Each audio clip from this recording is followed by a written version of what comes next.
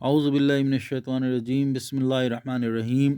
تمام تعریفیں اللہ تبارک و تعالیٰ کے لیے ہیں، اور کروڑوں درود و سلام حضرت محمد رسول اللہ صلی اللہ علیہ وسلم پر، ہم سب کے آقا و مولا حضرت محمد صلی اللہ علیہ وسلم نے تمام واقعات ایسے ہیں جن کی خبر بہت پہلے ہی بتا دی، یا وہ واقعات ادھر ہوا اور ادھر حضور پر نور صلی اللہ علیہ وسلم نے اس کو خبر دے دی۔ تو بخاری نے انس بن مالک رضی اللہ تعالیٰ عنہ سے روایت کی ہے کہ نبی کریم صلی اللہ علیہ وسلم نے حضرت زید، حضرت جعفر اور حضرت عبداللہ بن رباحہ رضی اللہ تعالیٰ عنہ کی شہادت کا حال خبر آنے سے پہلے ہی لوگوں کو سنا دیا۔ آپ صلی اللہ علیہ وسلم نے فرمایا کہ زید رضی اللہ تعالیٰ عنہ نے جھنڈا لیا اور شہید ہو گئے، پھر جعفر رضی اللہ تعالیٰ عنہ نے جھنڈا لیا اور وہ بھی شہید ہو گئے، پھر ابن رباحہ رضی اللہ تعالیٰ عنہ نے جھنڈا لیا اور وہ بھی شہید ہو گئے۔ یہ بیان کرتے ہوئے آپ صلی اللہ علیہ وسلم کی آنکھوں سے آنسو جاری تھے۔ آپ صلی اللہ علیہ وسلم نے آخر میں فرمایا کہ اللہ کی تلوار نے جھنڈا لیا اور مسلمانوں کو فتح حاصل ہوئی۔ یہ واقعہ جنگہ موتا کا ہے۔ موتا ملک شام سیریا سے میں ایک جگہ ہے، یہ مدینے سے 1 مہینے کی دوری پر ہے کہ سفر پر۔ وہاں کے حاکم نے نبی کریم صلی اللہ علیہ وسلم کے ایلچی جو دودت بھیجے تھے، امبیسڈر، ان کو قتل کر دیا تھا۔ اسی لیے اس سے لڑنے کے لیے حضور صلی اللہ علیہ وسلم نے لشکر کا امیر زید بن حارثہ رضی اللہ تعالیٰ عنہ کو بنایا، اور یہ فرمایا کہ اگر زید شہید ہو جائیں تو امیر لشکر حضرت جعفر رضی اللہ تعالیٰ عنہ ہوں گے، اور وہ بھی شہید ہو جائیں تو حضرت عبداللہ بن رباحہ رضی اللہ تعالیٰ عنہ امیر لشکر ہوں گے، اور اگر یہ بھی شہید ہو جائیں تو مسلمان اپنا امیر اپنے میں سے کسی اور کو مقرر کر لیں۔ چنانچہ اس لڑائی میں بالکل ایسا ہی ہوا، اور ایک ایک کر کے تینوں افراد شہید ہو گئے۔ تو ان لوگوں نے حضرت خالد بن ولید رضی اللہ تعالیٰ عنہ کو اپنا امیر بنایا، اور اللہ نے ان کے ہاتھ پر فتح دی۔ حضور صلی اللہ علیہ وسلم نے اس واقعے کی خبر 1 ماہ کی مسافت دوری پر بیٹھے بیٹھے دے دی تھی۔ صحیحین میں ابو ہریرہ رضی اللہ تعالیٰ عنہ سے روایت ہے کہ نبی کریم صلی اللہ علیہ وسلم نے حبشہ کے بادشاہ نجاشی کے انتقال کی اسی دن خبر دے دی جس دن وہ مرا تھا۔ آپ اپنے اصحاب کے ساتھ عیدگاہ کی طرف گئے اور نجاشی کی نماز جنازہ 4 تکبیروں کے ساتھ ادا فرمائی۔ حفصہ کے بادشاہوں کا لقب نجاشی ہوا کرتا تھا۔ اس بادشاہ کا اصل نام اسحمہ تھا، اور وہ پہلے عیسائی یعنی نصرانی تھے، لیکن جب رسول اللہ صلی اللہ علیہ وسلم کی دعوت نامہ مبارک پہنچا تو مسلمان ہو گئے، اور صاف کہہ دیا کہ جس نبی کے متعلق پچھلی کتابوں میں پیشن گوئی ہے وہ یہی ہیں۔ چنانچہ وہاں حضور صلی اللہ علیہ وسلم کا گرویدہ ہو گئے، اور جب انہوں نے وفات پائی تو اگرچہ وہ بہت بڑی دوری پر تھے، لیکن رسول اللہ صلی اللہ علیہ وسلم کو ان کی موت کا حال معلوم ہو گیا، تو آپ صلی اللہ علیہ وسلم نے نماز جنازہ غائبانہ ادا کی۔ شوافع کے نزدیک غائبانہ، جو امام شافعی کے ماننے والے ہیں، ان کے نزدیک غائبانہ نماز جنازہ جائز ہے، لیکن ابو حنیفہ رحمۃ اللہ علیہ کے یہاں جائز نہیں ہے، اور وہ کہتے ہیں کہ نجاشی کا جنازہ نبی کریم صلی اللہ علیہ وسلم کو منکشف ظاہر ہو گیا تھا، اور آپ صلی اللہ علیہ وسلم نے کے لیے وہ غائب نہ تھا۔ یہ بہت نقطے کی بات ہے کہ حضور صلی اللہ علیہ وسلم کو تو بہت دور تک کا پتہ نہیں کہاں کہاں حضور صلی اللہ علیہ وسلم دیکھتے ہیں اللہ کی عطا سے۔ تو امام ابو حنیفہ رحمۃ اللہ علیہ، امام اعظم نے فرمایا کہ حضور صلی اللہ علیہ وسلم پر ان کا جنازہ ظاہر ہو گیا تھا، لہٰذا حضور پر نور صلی اللہ علیہ وسلم نے ان کی نماز جنازہ ادا کی۔ مسلم نے حضرت جابر رضی اللہ تعالیٰ عنہ سے روایت کی ہے کہ نبی کریم صلی اللہ علیہ وسلم ایک سفر سے واپس ہو رہے تھے۔ جب آپ صلی اللہ علیہ وسلم مدینے کے قریب پہنچے تو اتنی تیز آندھی چلی کہ سوار گرنے کے قریب ہو گئے۔ اس وقت آپ صلی اللہ علیہ وسلم نے فرمایا کہ یہ ہوا ایک منافق کی موت کے لیے چلی ہے۔ جب مدینے پہنچے تو معلوم ہوا کہ رفاعہ بن زید منافق مر گیا ہے۔ آپ صلی اللہ علیہ وسلم کی یہ خبر بھی سچی ثابت ہوئی۔ امام احمد نے ابن عباس رضی اللہ تعالیٰ عنہ سے، اور حاکم اور بہقی نے حضرت عائشہ صدیقہ رضی اللہ تعالیٰ عنہ سے روایت کی ہے کہ حضرت عباس بن عبد المطلب رضی اللہ تعالیٰ عنہ بدر کی لڑائی کے بعد کفار کے ساتھ قید ہو کر آئے تو رہائی کے لیے فدیہ، جرمانے کی ایک ماترا مقرر کی گئی تاکہ وہ جرمانہ ادا کر کے قیدی رہا ہوں۔ عباس رضی اللہ تعالیٰ عنہ نے حضور صلی اللہ علیہ وسلم کی خدمت میں عرض کیا کہ جتنا جرمانہ میرے پاس آپ نے لگایا ہے وہ نہیں ہے، میں کیسے ادا کر سکتا ہوں؟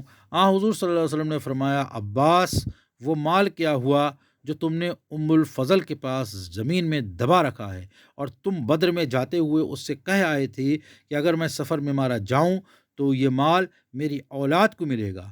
حضرت عباس رضی اللہ تعالیٰ عنہ نے حضور صلی اللہ علیہ وسلم کی وہ بات سن کر حیرت کا اظہار کیا اور کہا، یا رسول اللہ صلی اللہ علیہ وسلم، سوائے میرے اور ام الفضل کے اس مال کی کسی کو خبر تک نہیں تھی۔ پھر عباس رضی اللہ تعالیٰ عنہ نے اسی مال سے جتنا جرمانہ ان پر ڈالا گیا تھا منگوا کر کے ادا کیا۔ اس سے بھی یہ پتہ چلتا ہے کہ آپ صلی اللہ علیہ وسلم نے یہ خبر بطور اعجاز بتا دی، ورنہ حضرت عباس رضی اللہ تعالیٰ عنہ اور ام الفضل کے علاوہ کسی کو اس مال کی خبر تک نہ تھی۔ امام بہقی اور طبرانی کی روایت ہے کہ جنگ بدر کے بعد صفوان بن امیہ بن خلف اور اسیر بن وہب بن خلف دونوں کعبے کے پاس مقام ہجرہ میں بیٹھ کر کے کعبے کے پاس مقام ہجرہ میں بیٹھ کر کے بدر میں اپنے الحاق ہونے والے ساتھیوں کا تذکرہ کر رہے تھے۔ صفوان نے کہا، اپنے آدمیوں کے قتل ہونے کے بعد زندگی کا مزہ جاتا رہا۔ عمیر نے کہا، سچ ہے میں قرض دار ہوں، میرے پاس کچھ ادا کرنے کو نہیں، میں ڈرتا ہوں کہ میرے بعد میری اولاد تباہ ہو جائے گی، اگر یہ ڈر نہ ہوتا تو میں جا کر محمد صلی اللہ علیہ وسلم کو قتل کر ڈالتا۔ میرا ایک بیٹا حضرت محمد صلی اللہ علیہ وسلم کی قید میں ہے، اس بہانے سے وہاں تک پہنچ بھی سکتا تھا۔ صفوان نے یہ بات غنیمت سمجھی اور عمیر کا قرض چکانے اور اس کی اولاد کی دیکھ بھال کرنے کا وعدہ کر لیا۔ عمیر نے کہا کہ اس ارادے کے بارے میں کسی کو نہ بتانا اور نہ کسی کو خبر کرنا۔ عمیر نے تلوار تیز کی اور جہر میں بجھائی اور مدینے کو چل دیا۔ مسجد نبوی کے پاس اونٹ کو بٹھایا، تلوار گردن میں لٹک رہی تھی۔ حضرت عمر رضی اللہ تعالیٰ عنہ نے دیکھتے ہی کہا کہ دشمن نے خدا کسی بری نیت سے آیا ہے۔ حضور صلی اللہ علیہ وسلم نے فرمایا کہ عمیر کو میرے پاس لے آؤ۔ حضرت عمر رضی اللہ تعالیٰ عنہ گئے اور اس کی تلوار اپنے قبضے میں لے کر کے اسے ساتھ لائے۔ حضور صلی اللہ علیہ وسلم نے فرمایا، عمیر آؤ۔ جب وہ قریب آ گیا تو آپ صلی اللہ علیہ وسلم نے اس سے پوچھا، کیوں آئے ہو؟ اس نے کہا کہ اپنے قیدی بیٹے کے ساتھ نیک سلوکی کرنے کی سفارش لے کر کے آیا ہوں۔ آپ صلی اللہ علیہ وسلم نے پوچھا، یہاں تلوار گردن میں لٹکانے کی کیا ضرورت تھی؟ اس نے کہا، یہ تلوار کس کام کی ہے؟ اس کا مطلب یہ تھا کہ جس کام کے لیے تلوار لایا تھا وہ پورا ہی نہیں ہوا۔ حضور صلی اللہ علیہ وسلم نے فرمایا، سچ سچ بیان کر کہ تو کس مقصد سے آیا ہے؟ اس نے اپنا پھر وہی کہ قیدی کے ساتھ حسن سلوک کا مقصد بتایا۔ اس پر حضور صلی اللہ علیہ وسلم نے اس کا کچا چٹھا کھول کر رکھ دیا کہ تم اور صفوان مقام ہجرہ میں موجود تھے اور یہ باتیں تم میں ہوئی تھیں، چنانچہ صفوان کی ذمہ داری پر میرے قتل کے لیے آئے ہو۔ جب یہ بات رسول اللہ صلی اللہ علیہ وسلم سے سنی تو عمیر فوراً پکار اٹھا، میں گواہی دیتا ہوں کہ آپ صلی اللہ علیہ وسلم اللہ کے رسول ہیں اور اللہ کے سوا کوئی عبادت کے لائق نہیں۔ میرے صفوان کے علاوہ کسی تیسرے کو میرے ارادے کی خبر تک نہ تھی۔ خدا کی قسم، اللہ ہی نے تم کو خبر دی ہے۔ اللہ کا شکر ہے کہ اس نے اسلام کی طرف رہنمائی فرمائی۔ اس کے بعد رسول اللہ صلی اللہ علیہ وسلم نے صحابہ رضی اللہ تعالیٰ عنہ سے فرمایا کہ اپنے بھائی عمیر رضی اللہ تعالیٰ عنہ کو دین کی باتیں اور قرآن سکھاؤ اور اس کے قیدی کو رہا کر دو۔ یہ واقعہ بھی آپ صلی اللہ علیہ وسلم کی غائبانہ خبر کی صداقت پر روشنی ڈالتا ہے اور آپ صلی اللہ علیہ وسلم کے اعزاز پر کھلی دلیل رکھتا ہے۔ امام بہقی نے حضرت عربہ رضی اللہ تعالیٰ عنہ سے روایت کی ہے کہ ایک بار نبی کریم صلی اللہ علیہ وسلم کی اونٹنی گم ہو گئی۔ آپ صلی اللہ علیہ وسلم نے بہت تلاش کرائی مگر نہ ملی۔ اس پر ایک منافق نے جس کا نام زید بن نصیف تھا تانا مارا کہ محمد صلی اللہ علیہ وسلم غیب کی خبریں بتانے کا دعویٰ کرتے ہیں اور اپنی اونٹنی کو نہیں جانتے کہ کہاں ہے۔ ان کے پاس جو وحی لاتا ہے وہ ان کو اونٹنی کا حال کیوں نہیں بتا دیتا؟ حضرت جبرائیل علیہ السلام آئے اور اس منافق کے تانے کی آپ صلی اللہ علیہ وسلم کو خبر دی اور اونٹنی جہاں تھی اس کے بارے میں بھی آپ صلی اللہ علیہ وسلم کو بتایا۔ حضور صلی اللہ علیہ وسلم نے فرمایا، میں غیب جاننے کا دعویٰ نہیں کرتا، لیکن میں یہ کہتا ہوں کہ منافق کے تانے کی خبر اور اونٹنی کا پتہ میرے اللہ نے مجھ کو بتا دیا اور کہ میری اونٹنی فلاں گھاٹی میں ہے، اس کی لگام ایک پیڑ سے الجھ گئی ہے۔ یہ سن کر صحابہ اکرام رضی اللہ تعالیٰ عنہ اس گھاٹی کی طرف دوڑے اور جا کر دیکھا تو اٹھنی بالکل اسی حالت میں ہے جیسا کہ حضور صلی اللہ علیہ وسلم نے فرمایا تھا۔ اس بارے میں اخبار بالغیب اور آپ صلی اللہ علیہ وسلم کا اعزاز ظاہر ہے۔ صحیحین میں حضرت علی رضی اللہ تعالیٰ عنہ سے روایت ہے کہ نبی کریم صلی اللہ علیہ وسلم نے مجھے اور زبیر رضی اللہ تعالیٰ عنہ کو مقداد رضی اللہ تعالیٰ عنہ کو حکم دیا کہ تم لوگ مقام خاک تک جاؤ۔ یہ مکہ اور مدینے کے درمیان میں ایک جگہ ہے، وہاں تم کو ایک عورت ملے گی، اس کے پاس ایک خط ہے، وہ اس سے چھین لاؤ۔ ہم تینوں گھوڑوں پر سوار ہو کر وہاں پہنچے۔ عورت وہاں مل گئی۔ ہم نے اس سے کہا کہ خط حاضر کر دے۔ اس نے کہا کہ میرے پاس کوئی خط نہیں ہے۔ ہم نے کہا اگر تو خود نہیں نکالے گی تو ہم تجھے سے تلاشی لے کر کے نکال لیں گے۔ یہ سن کر اس نے سر کے جوڑے سے ایک خط نکالا۔ ہم وہ خط لے کر حضور صلی اللہ علیہ وسلم کی خدمت میں حاضر ہوئے۔ یہ خط حاتب بن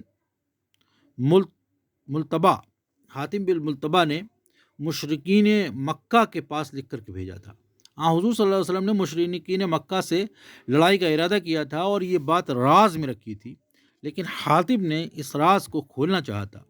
حضور صلی اللہ علیہ وسلم نے حاتب سے اس کی وجہ پوچھی تو انہوں نے عرض کیا کہ میرے آل و اولاد مکہ میں ہیں اور میرا کوئی دوسرا رشتہ دار وہاں نہیں ہے کہ میرے بچوں کی مدد کر سکے، اس لیے میں نے مناسب سمجھا کہ قریش پر ایک احسان کر دوں تاکہ وہ میرے بچوں کو نہ ستائیں۔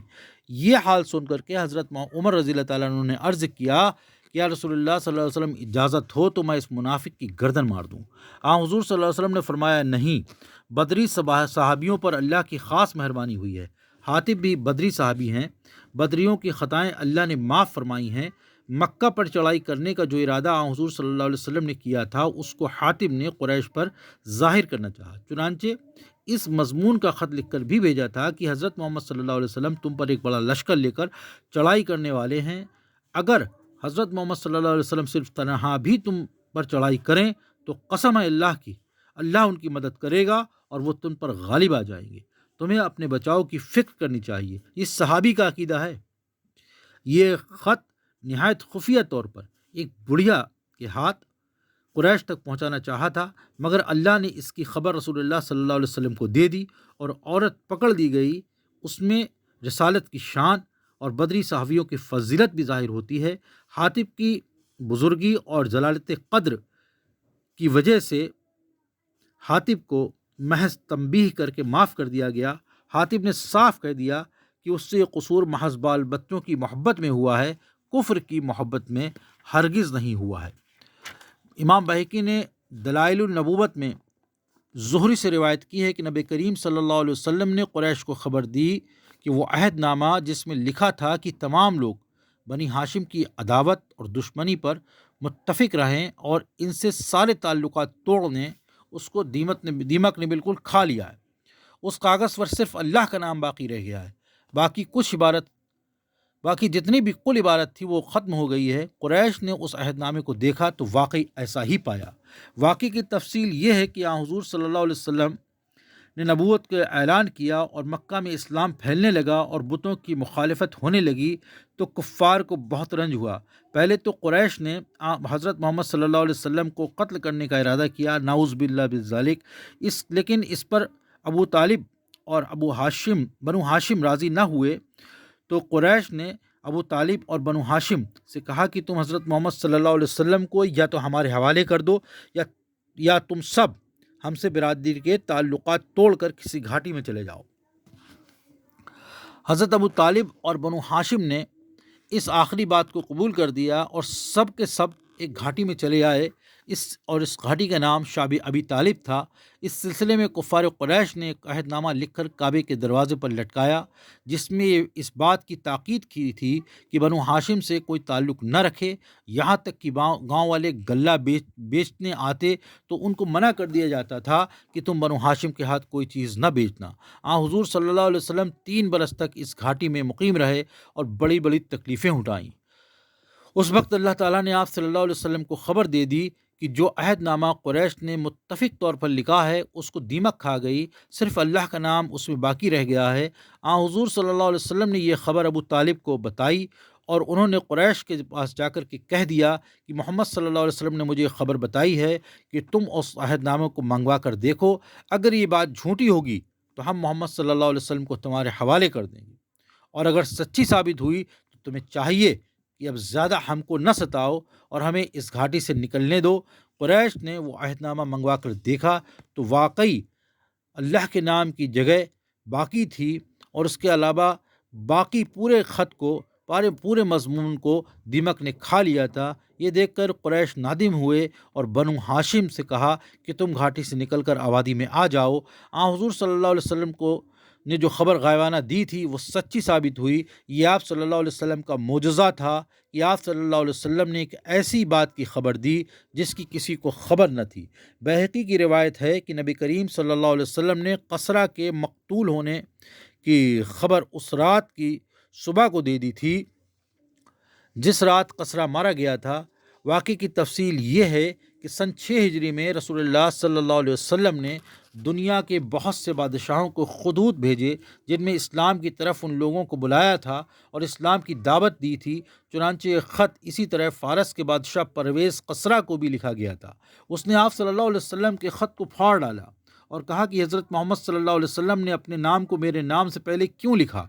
قصرہ نے اپنے علاقے یمن کے گورنر بازان کو حکم دیا کہ تم 2 چالاک اور تیز آدمیوں کو بھیجو، وہ جا کر کے نبوت کے اس دعوے دار کو تمہارے پاس لائیں۔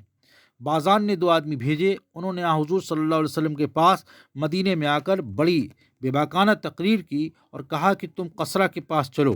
حضور صلی اللہ علیہ وسلم نے فرمایا کہ تم کل آنا۔ آدھی رات پرویز کو اس کے بیٹے شیرویہ نے مار ڈالا اور اس کی خبر اللہ تبارک و تعالیٰ نے وحی کے ذریعے حضور صلی اللہ علیہ وسلم کو دے دی۔ صبح کو آپ صلی اللہ علیہ وسلم نے ان دونوں کو بلا کر فرمایا کہ تم جاؤ، رات کو قصرہ کو شیرویہ نے مار ڈالا ہے۔ وہ دونوں اپنے حاکم بازان کے پاس گئے اور یہ خبر بیان کی۔ بازان نے کہا کہ اگر یہ خبر سچی ثابت ہوئی تو واقعی وہ اللہ کے پیغمبر ہیں۔ چنانچہ انہی دنوں شیرویہ کا خط بازان کے پاس آیا اور اس کا مضمون میں وہی بات لکھی تھی کہ قصرہ پرویز ظالم تھا، اس لیے میں نے اس کو قتل کر ڈالا۔ ملک عرب میں جس شخص نے نبوت کا دعویٰ کیا ہے اس سے کوئی مخالفت اور چھیڑ چھاڑ مت کرو۔ بازان کو رسول اللہ صلی اللہ علیہ وسلم کی خبر کی صداقت معلوم ہوئی تو اپنے 2 بیٹوں کے ساتھ مسلمان ہو گیا۔